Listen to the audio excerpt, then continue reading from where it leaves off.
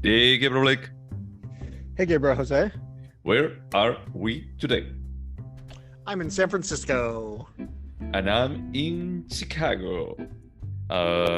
Actually, the good weather is starting here. That translates 65, 70. We had the other day 80 degrees for a whole week. So it's a very, Wow. yeah. So you should come back. I'm jealous. It's been cold here. Really rainy, but this is Oh, not a weather podcast. yeah. Well, if David Lynch could actually have a weather podcast, I think that we're allowed to start every day. I mean, he did it like for what, 20 years? The internet didn't even exist when he started with that. We have a spin-off of this podcast. Gaybros reads weather report. Exactly. We should read David Lynch weather report, not even like making ours. We could just do commentary on his weather report. Yeah, that looked like it was a very sunny day in LA, you know. That's weird. Yeah. Very Very uncommon for LA. But yeah, while we kick off that spin-off, what did we watch this week? This was your pick. You picked it because you hate me, I think. But it's not Revolver, so I don't hate you enough. You picked Fear and Loathing in Las Vegas by Terry Gilliam / Hunter S. Thompson. Hunter S. Thompson? Hunter S. Thompson is the guy who wrote the book. He was a very, very famous journalist that came up with a genre called gonzo journalism, which is the style the film is shot in. It's gonzo style. Gotcha. Which is the name of Dr. Gonzo. Oh, I didn't realize about that. Yeah, I thought that it was just a coincidence, but yeah, okay. But yeah, no, I didn't pick it up because of that.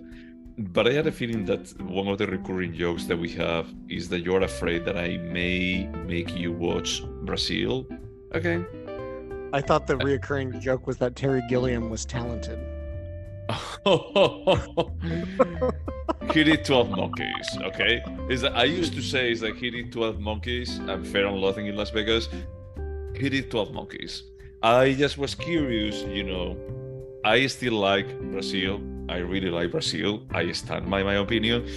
But I remember only watching this once and walking away with like, it was interesting. Maybe I should watch it again in the future. And now that we live in the future, I just wanted to share it with you. For our like 250 episode, we should have like a redo, so we can each pick 2 movies that we really want the other one to rewatch and reconsider their opinion. I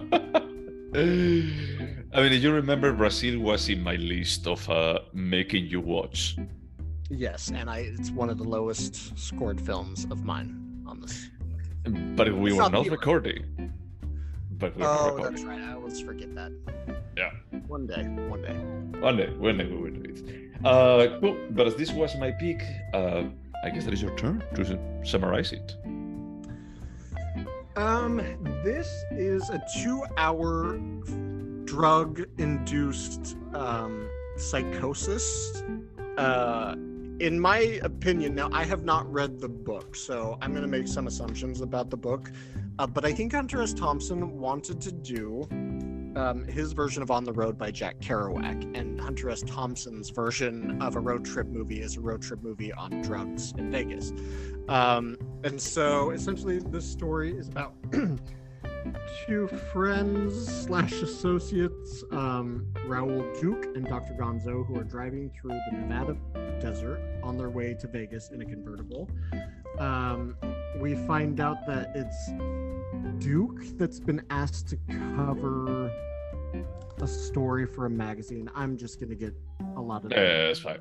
Your details wrong. Anyway, they're going to Vegas to stock up for this road trip. They got a ton of drugs. They're consistently on drugs, so much so that Dr. Duke actually complains about a swarm of bats in the middle of the desert, and they pick up a very weird Tobey Maguire as a hitchhiker. Then they get to Vegas, and there's like flashbacks as Dr. Gonzo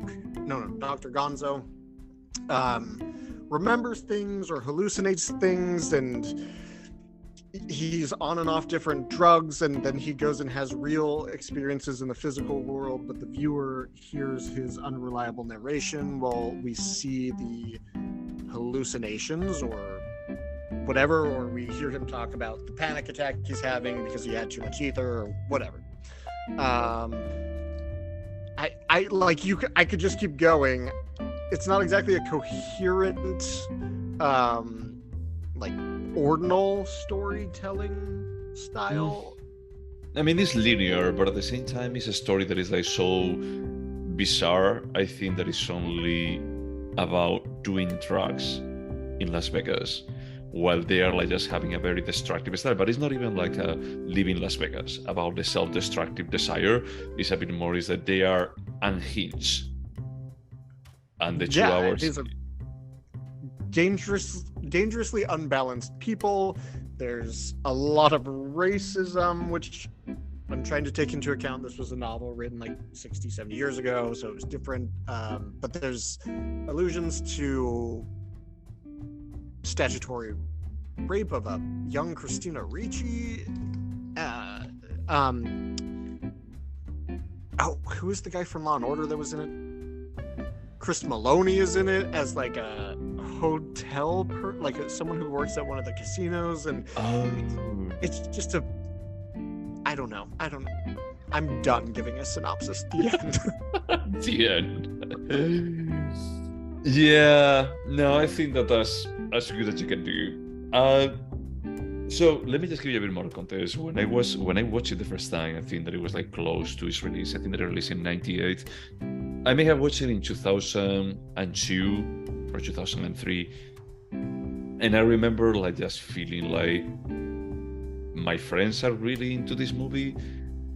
I don't get it too much. I understand that it's a bit of a, I don't know, like it's being into this is like the effect that you will have if you have like all of these tracks. But as a story, is like I understand that there may be like something deeper about like the American dream, because they mention like a lot of times like the disenchantment from all of the sisters, and it's like a bit more of a reaction to it through this kind of super hedonism and destruction that they. But is that kind of the joke though? Because I get the impression that Hunter S. Thompson thought he was deep, but he understood that he was the punchline of his own joke. No, he just did a shit ton of drugs. So at some point he has this flashback about how important it felt being in San Francisco in the 60s, but they were just doing drugs then too. Yep. Well, there were more people doing drugs. Everyone around was doing drugs. A bigger community, for sure. Yep. And it's a bit more is that you feel validated if there is enough people around you doing the same stupid thing as you are. Yeah. I watched this. Okay, let me preface this by saying my brother-in-law, who I've mentioned on this podcast a number of times, he has great taste in movies. He taught me a lot. He introduced me to a lot of different cinema that I wouldn't have seen. And he loves Hunter S. Thompson as a writer. And Hunter S. Thompson was very important in the 60s journalism. He introduced this new style. He was a reporter for the Rolling Stone. He really did do these trips. And I think that this movie, the only significance I can see is that it is kind of like an entry into the cultural history of America, where Johnny Depp, at his heyday, became best friends with Hunter S. Thompson, and they made this thing come to life. And then like Johnny Depp ended up buying a private island because Hunter S. Thompson had one, and like it really kind of impacted this obsession with almost drug culture and celebrity, which is kind of what's explored in the film. I don't know. I'm desperately trying to find a reason for this film. Yeah, I had to say, I was watching it with my boyfriend, and when it was over, I was feeling, hey, I feel like there is something here, that there may be like an ulterior motive or an ulterior message behind it. But it's pretty clear that Terry Gilliam wants to recreate himself in all of the drug aspects. And maybe, that's like the core of the book even. But for me, it was like, I don't think that you need 2 hours for this. So it's like, it was not an enjoyable movie to watch after the first 30 minutes. That when you realize that, oh, this keeps going and it still has like 90 more minutes to go. He leaves Vegas and then he comes back again. When you think it's like, okay, this is over, it's like, no, he immediately comes back. Yeah, and I know Jacob's Ladder is almost a punchline, just the title of the movie at this point, just because so many people have done this. I was trying to like find value in that same fever dream, but drug induced rather than like death induced. And I still don't know that one, that hasn't been shown before, although I can't point out a concrete example, and two, even if it hadn't been done before, what is the value? I'm not sure there is one at all. Yeah, I mean, the thing is, like, if we go to live in Las Vegas, is that one is about like getting drunk. It's true, they share the location, it's Vegas, but there is a bit of a, I don't know, like character in it. Here, I just felt like everything is a caricature. Everything feels like it's just a justification for just having like a drugs on a screen, and that's it. I mean, I haven't done nearly all the drugs they do in the film, but I've done many of them, and I feel like they did kind of capture the insanity of some psychedelics, so I guess there was accuracy. But so let's just talk about like a movie that you really like from a director that you really respect. Requiem for a Dream. Oh God, you really set that up unfairly. You watch all of his movies, sure. I'm sorry, man. They also play a bit with that. Or another one, Trainspotting, from another director that you really respect. It's not Sunshine. It's not Sunshine, but okay. We're kind of infatuated with these directors in your 20s. Yes, that's true. But I mean, Transporting, for example, it also like focus a lot on the drug trip.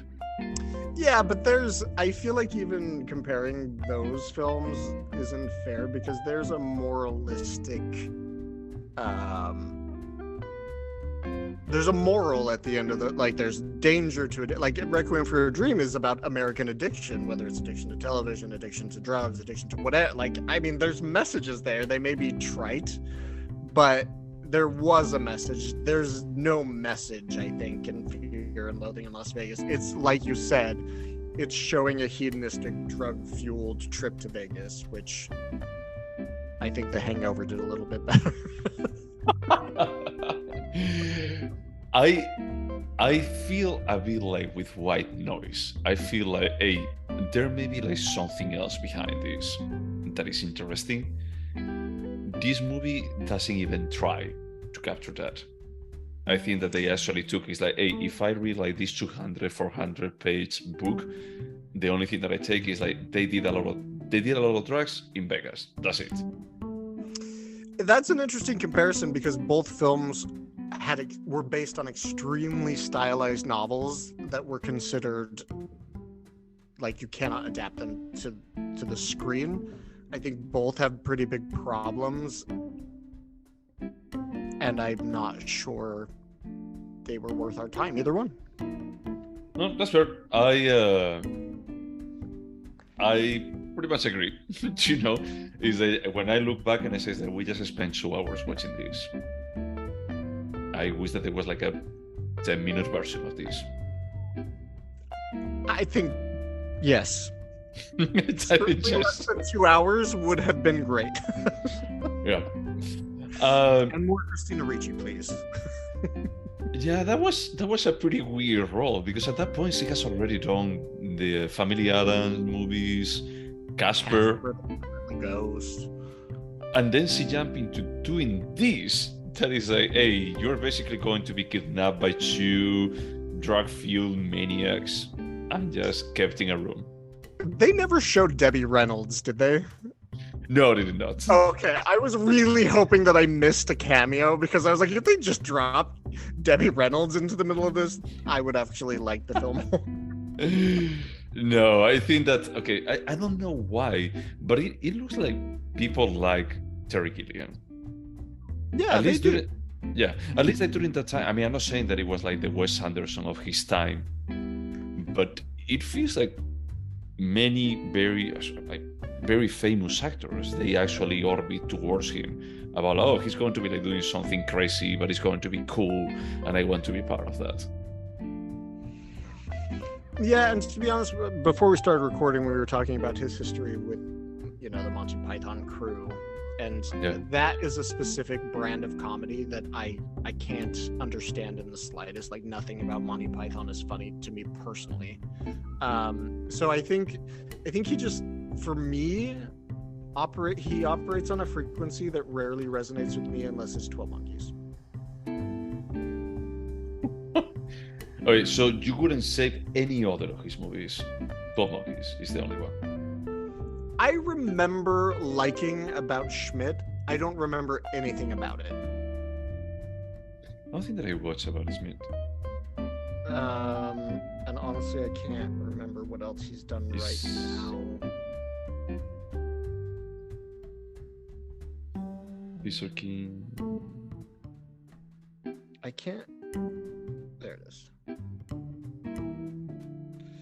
Oh, he also did.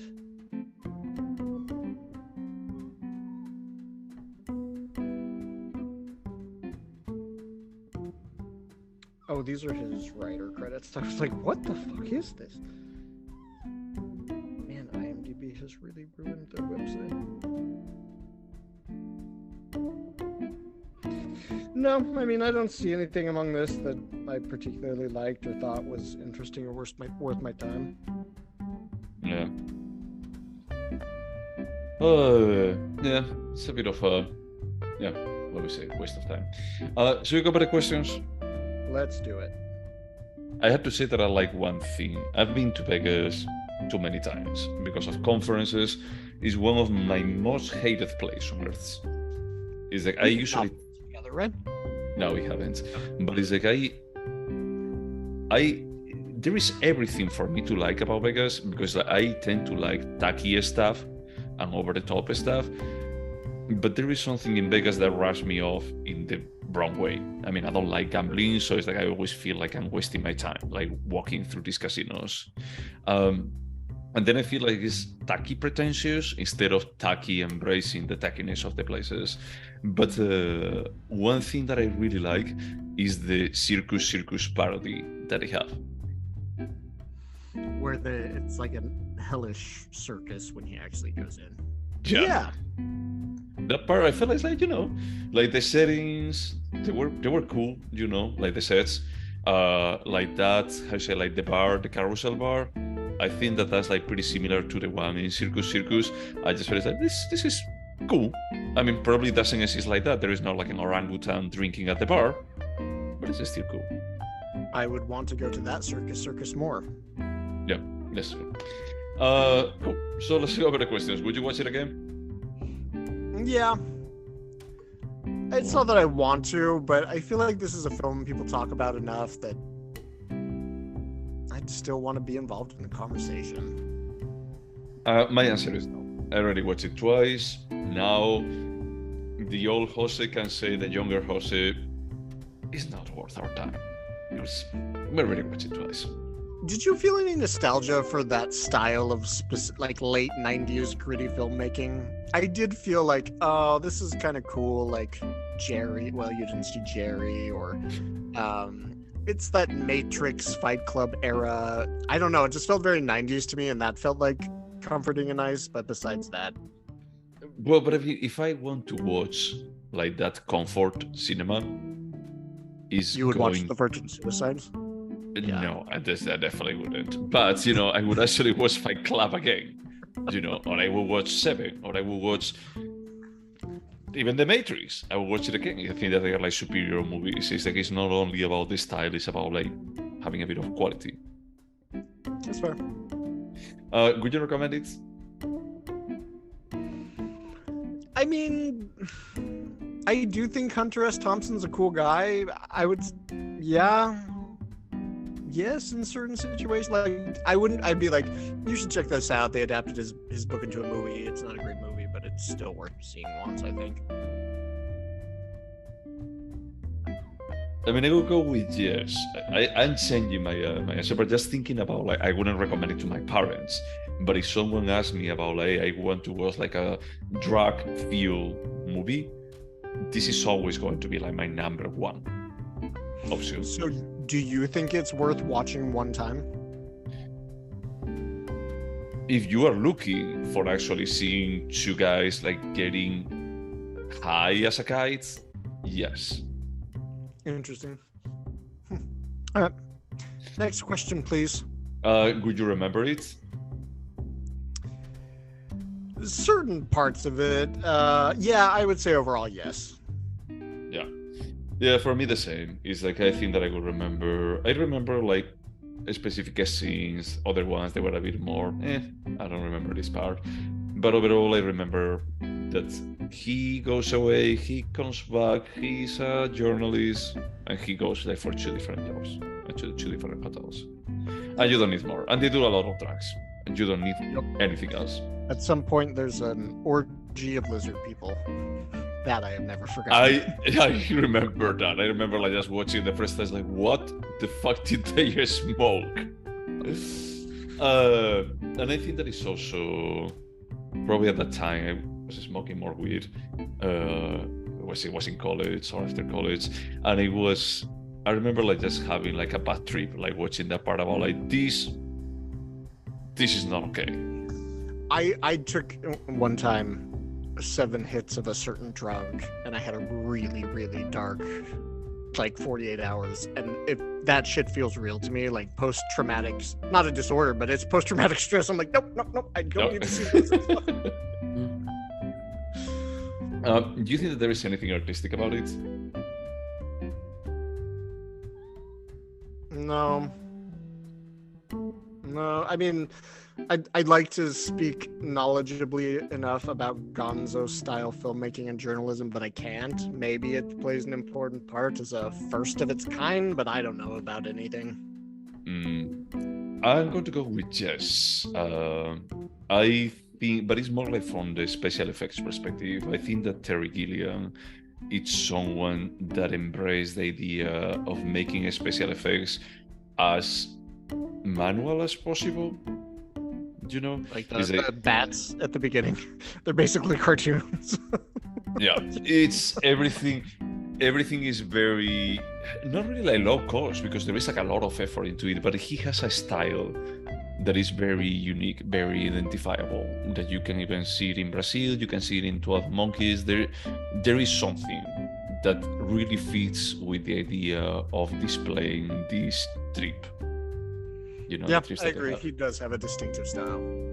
So I think that at least is artistic. There is like this point that he's checking the carpet, and I think that they walk into the elevator and they start seeing like how the carpet starts, like the pattern of the carpet starts like going into the clothes of the people, and I feel like for being 98 and knowing that probably you did this without any computer generated graphics, this is not the Matrix. It's pretty decent. Yeah. I accept that. Yeah, accept it. Okay. Is it a timeless piece? Yes. Yeah. For me, I mean, because this was released in 1998, but the story is supposed to be taking place in what? In 70, 71? I could be wrong, but I think it's 71. I read the synopsis before. So 27 years later, they adapted it to a movie. We are watching this like how many years? Like 23, 52? 25. 25. Oh, sorry, 50 after it's supposed to be. Yeah. 25 years later, and I had the feeling that it's like, this is probably the same value that you could get out of this movie that you get before. Could you turn this into a TV show? Nope. No, definitely not. Turn it into a short web series. Okay, you already answered. The next question was like, could have been a short. This you already said yes, and I would definitely say yes. Do you think this movie could have been better? Yeah, I don't know exactly how, but it needs a meatier script. I'm fine with the drug trips. They have some sort of entertainment value, but I needed to care about anybody in this film. I just didn't. Yeah. No, I agree. I just feel the script is not that good. It's not that focused. I don't know what to walk away with, and maybe that's the point about like just leaving confused. But if you're going to be like leaving me confused, I prefer not to spend 2 hours of my life with that build up. Agreed. And if the message is that, hey, drugs are a waste of time, they could have gotten that point across in a quick 60 minutes. Exactly, 70 minutes. I'll give you 10 more minutes there. Should we score? Yes. This was your pick, so I have to score first. I don't even know how to score this. I'm just going to go with like 5, just right in the middle. Okay. My score is also 5. It's what it is. So we watch it again. It's fine. Bye. I will never think about you again. Until I forget this movie in 5 years and rewatch it again. Yeah. Cool. So what are we watching next?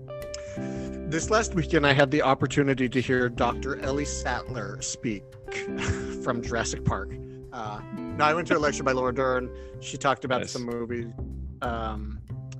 that she were meaningful to her and explained why. And I was like, I wrote down a few that I wanted to watch with you. So we're going to watch an Alexander Payne movie starring Laura Dern called Citizen Ruth. And this is before election, no? Yes. This is pre-election Payne. Okay. So don't have your standards too high. Just remember this is a freshman effort. Okay. So this is not a Criterion-worthy movie. Okay. No, but election is. So. Election is, of course. We will see like the proto-genre that actually drove him to just get a Criterion movie. What Pi is to Mother, Citizen Ruth is to election.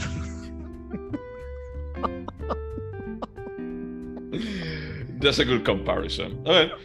Looking forward to see more Laura Dern. Huh?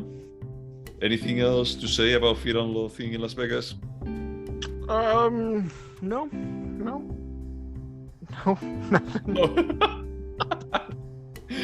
That's a good summary.